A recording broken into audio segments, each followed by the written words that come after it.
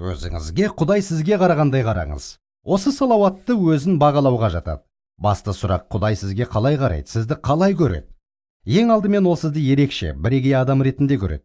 Ол сізді солай жаратты. Сізде қандай бірегейлік бар? Сіздің бірегейлігіңіз, мұқият тыңдаңыз, сіздің тағдырыңыз Құдайдың баласы болу.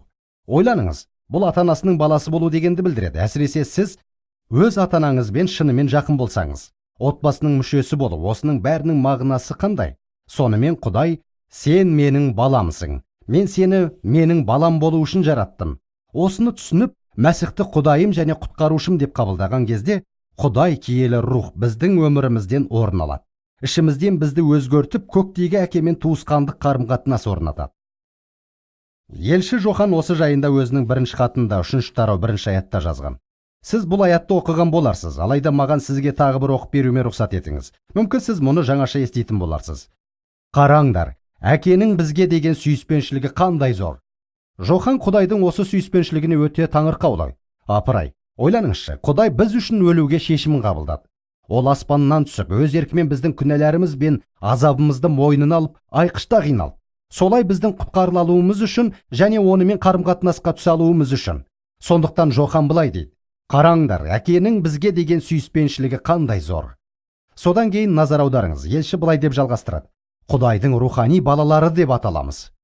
Мен бұл жерде бірнеше сөзді өткізіп жібердім. Ол сөздер былай айтылады: және нақ солаймыз да. Киелі жазба аудармалардың көпшілігінде олар жақшаға алынған. Осы сөздерді жазған кезінде Жоханның қандай күйде болғанын елестетуге тырысам. Қараңдар, әкенің бізге деген сүйіспеншілігі қандай зор. Құдайдың рухани балалары деп аталамыз. Менің ойымша ол осының рас екенін түсініп, және нақ солаймыз да деп қосқан болар. Біз шынымен солаймыз. Менің шынымен Құдайдың баласы екенімді түсінген күнім есімде. Ол сізді жаратты. Тыңдаңыз, Құдай сөзі былай дейді: бірақ оны қабылдап, оған сенім артқандардың бәрін ол Құдайдың рухани балалары болуға құқық тепті. Мен Құдайға сендім, оны қабылдадым, және ол маған оның баласы деп аталып, солай болуға құқық берді.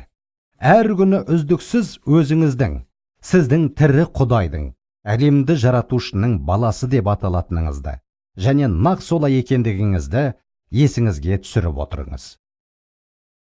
Ол сізді сүйгені сонша, өзінің рухани ұлының бейнесінде жерге түсіп, сіз бен мен үшін айқыш ағашта құрбан болуға бел буды. Міне, осы сізді бірегей етеді.